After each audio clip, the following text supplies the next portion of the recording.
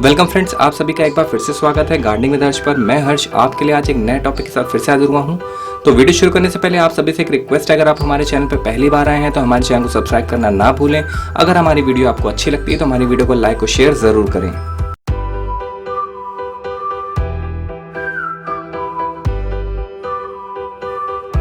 आज हम बात करने वाले हैं अडेनियम पौधों के बारे में, क्योंकि हमारे यहाँ मानसून का सीजन लगभग स्टार्ट ही हो चुका है।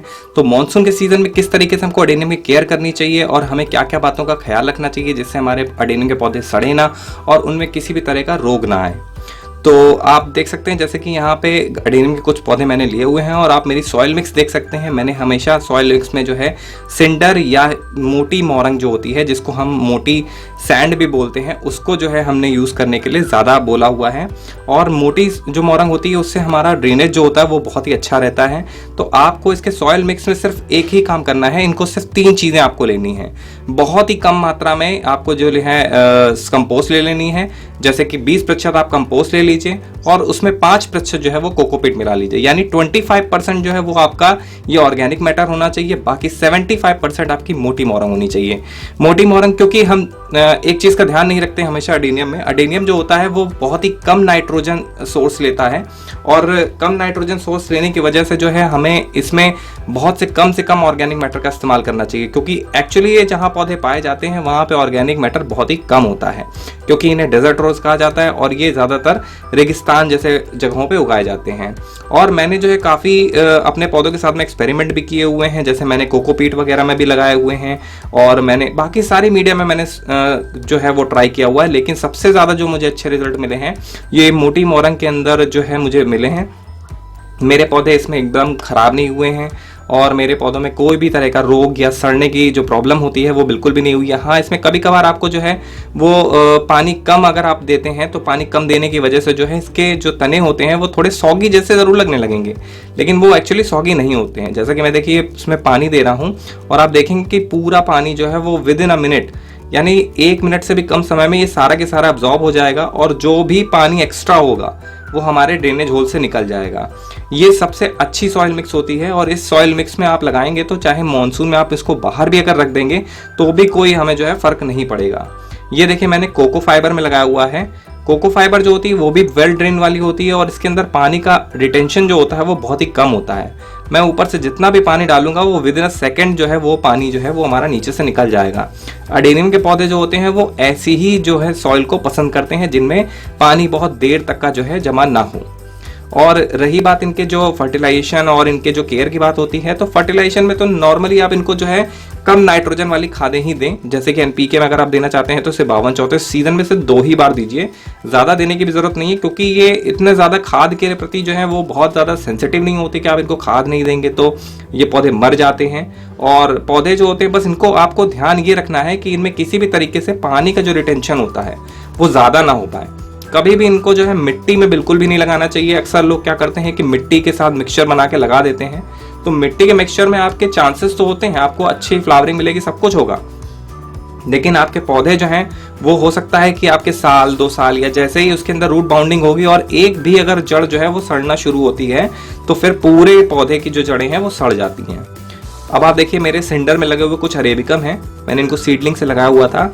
और एक चीज़ आप ये और देखिए, ये आपको शायद कभी कभार अपने अडेनियम के पौधों में देखने को मिली होगी, ये पौधों में बर्निंग की प्रॉब्लम जो होती है वो काफ़ी ज़्यादा होती है। हमारे नॉर्थ इंडिया वाली साइड में या जो भी ऐसे जोन हैं जहाँ पे बहुत तीखी और ड्राई एयर वाली जो हमारे यहाँ मौसम होता है, उस मौसम में ये जो सड़ने की प्रॉब्लम है ये हमारे जलने की वजह से स्टार्ट होती है। जैसे पौधे जो होते हैं हमारे जहाँ से भी हल्के से बर्न हो जाते हैं और बर्न करने के साथ में जैसे ही उनको मॉइस्चर मिलता है थोड़ा सा भी मॉनसून के सीजन में, तो ये सड़ना शुरू हो जाते हैं। तो आपको ये ध्यान रखना है कि जो भी ये जलने की प्रॉब्लम होती है इससे बचाने के लिए आपको या तो सर्दियों के बाद से ही इनको डायरेक्ट धूप में रखना है, इनको छाई में नहीं रखना है। अगर आप इनको हल्की सी भी शेड देते हैं तो ये सेंसिटिव हो जाते हैं और फिर छाई के बाद में जैसे ही आप इसको धूप में रखेंगे वैसे ही ये पौधे जो हैं वो जलना शुरू हो जाएंगे, यानी उनकी स्किन जो है वो बर्न होने लगेगी। और बर्न की हुई जो स्किन होती है यही सबसे पहले जो है डेड हो जाती है, तो इसकी वजह से ये जब जैसे ही मानसून का सीजन आता है तो उसमें सड़ना भी शुरू हो जाती है। अब हम बात करते हैं इनके सॉल्यूशन के बारे में। आखिरकार हमें इनके सड़ने की प्रॉब्लम और जो भी इनके अंदर प्रॉब्लम्स आती हैं उनसे बचाने के लिए इन पे किस तरह की दवाओं का या किस तरह के फंजीसाइड्स का हमें इस्तेमाल करना चाहिए जिससे कि हमारे पौधे जो है एकदम सुरक्षित रहें। तो आप स्क्रीन पे देख रहे होंगे, ये मैंने एक स्क्रीनशॉट डाला हुआ है।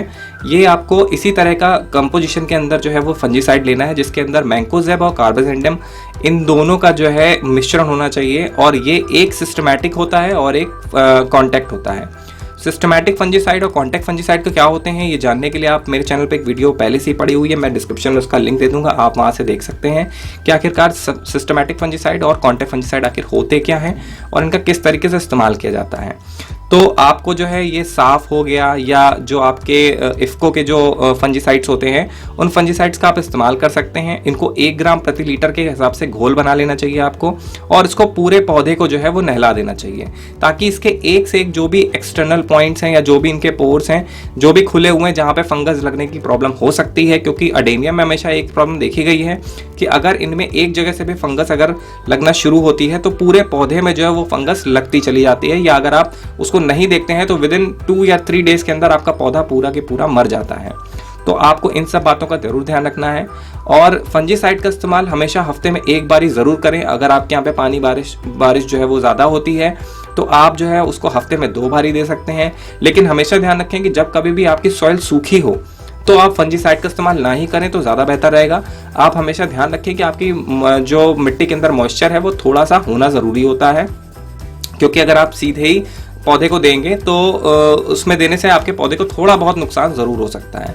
तो आपकी मिट्टी में मॉइस्चर होना बहुत ज़रूरी होता है। कभी भी ध्यान रखें, आपके अगर पौधों में खाद दे रहे हैं या आपके पौधे में कोई भी दवाई दे रहे हैं तो आपके पौधे को पहले नहला ले और उसको अच्छे से शावरिंग करने के बाद में ही उसमें कोई जो है वो दवाई या फंजीसाइड या जो कोई भी आपको चीज़ें देनी है उसको वो दीजिए। खाद के रूप में आप इसमें कुछ NPK का इस्तेमाल कर सकते हैं, जैसे NPK 5234, NPK 0050।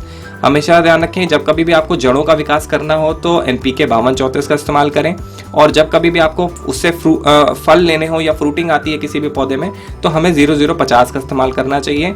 ये साधारण तौर पे हमारे आसपास की जो भी क्षेत्र के जो खाद की दुकानें हैं वहाँ पे हमें मिल जाएगा, और आपको जो है वो ले लेना है। उसके बाद में जो है आपको अगर लग रहा है कि इसमें कोई भी इंसेक्ट लगे हुए हैं तो आपको इमिडाक्लोरोपिड 17.8 SL ये नाम का जो है ये फॉर्मुलेशन का कोई भी अगर आपको अच्छी कंपनी का मिल जाता है इंसेक्टिसाइड तो आप इस पर छिड़काव करें। इसके अलावा इनमें और कोई प्रॉब्लम नहीं आती है, आपको बस इनमें पानी का ख्याल रखना है। पानी तभी दें जब इनकी सॉइल पूरी सूख चुकी हो। तो आज के लिए बस इतना ही। अगर आपको कोई भी लगे कि इसमें से क्वेश्चन आपका और है तो आप कमेंट बॉक्स में मुझसे पूछ सकते हैं, और आप मुझे टॉपिक के सजेशन भी दीजिए कि मैं आगे जाके किस तरीके के टॉपिक्स पे अपनी वीडियोस बनाऊं।